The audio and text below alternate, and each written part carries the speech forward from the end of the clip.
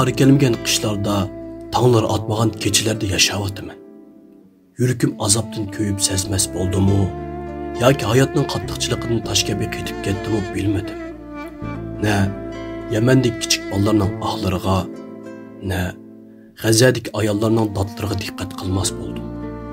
Dunyoning bir burchagida 20 necha odam o'libdi desa, nima bo'pti deb beshimni ko'tarib so'ramaydigan holiga keldim.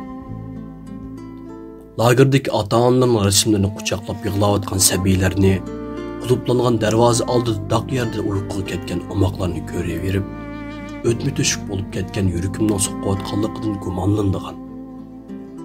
Ko'zlari yosh yo'q ojiz singillarning videolarini ko'rganimda, menda ilgari vijdon bo'lib baqqanmi yoki burundan mushundoqmidim deb o'z-o'zimdan so'raydigan bo'lib qoldim. Ammo mo'jiza shuki, normal yashayapman. Atrofimdagi vatani, oilasi bor kishilar bilan o'xshash tirikchilik g'imida yurayapman. Faqat va faqatla yo'lda bir qayerlik ekanligimni so'rab, keyinidilla vatanning ahvoli qiziqqanda va yoki chet ellik do'st birodarlar oilamning uchurini so'ragandila, maydamning so'l taraf og'irgandek his qilaman. Boshqa vaqtlarda normal insonlar kabi. Ko'zlarimda yana yig'lig'udek yosh qoldimi, bilmayman. Ammo beshimda targ'oqqa chiqudek chechim qolmadi.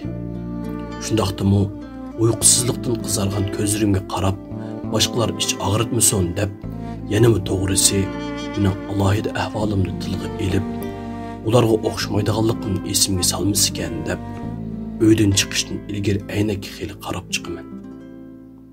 Atrofimdagilarning bir-birlari bilan kichikkan ishlar uchun ta'dir qarashishlarga, orqalaridan g'ajishlarga kulib qo'ydigan bo'ldim.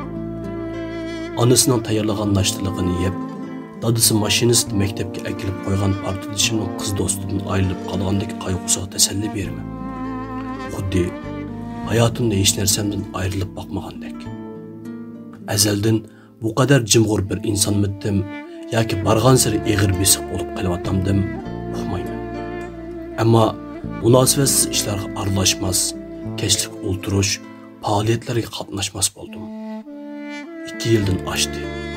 Ovozimni chiqarib, kulganimni aslayolmayman. Tomoqni faqat og'irib qolmaslik uchun yeydigan bo'ldim. Yoz vaqtlarimni qo'limga chapan elib oladigan, issiq chidamay, havo tanshugishni ichib qo'ygan vaqtlardim yotqanni chingiyib oldigan bo'ldim. Texi 30 ga kirmadim.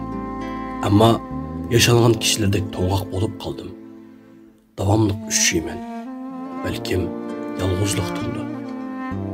Odamlar mig'ildaydigan qaynoq ko'chalarda mang'inimda, kishilar to'piga kirganimda o'zimni texmi yakki his qilaman.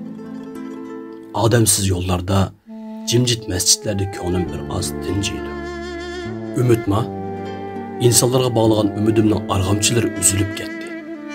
Faqat ishindigan bir siyosatchi qolmadi dunyoda. 3-4 yil ilgari qoyil bo'ladigan liderlarimning nutqlari bugun qo'lqimga reaksiya qildigan bo'ldi.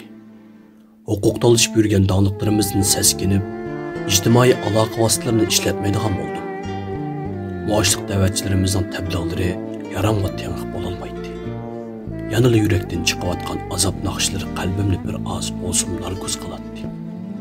Shundoq, saharda qo'ng'iroqdan burun uyg'onib, kundalik mashg'ulotimni boshlab ketaman.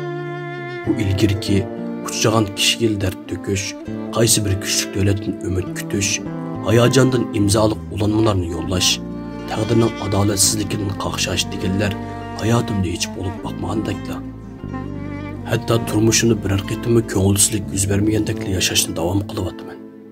G'alati yeri kunda anglaydigan shum xabarlarning soni eshiyotatdi. Umid men qo'lgancha qechiyotdi.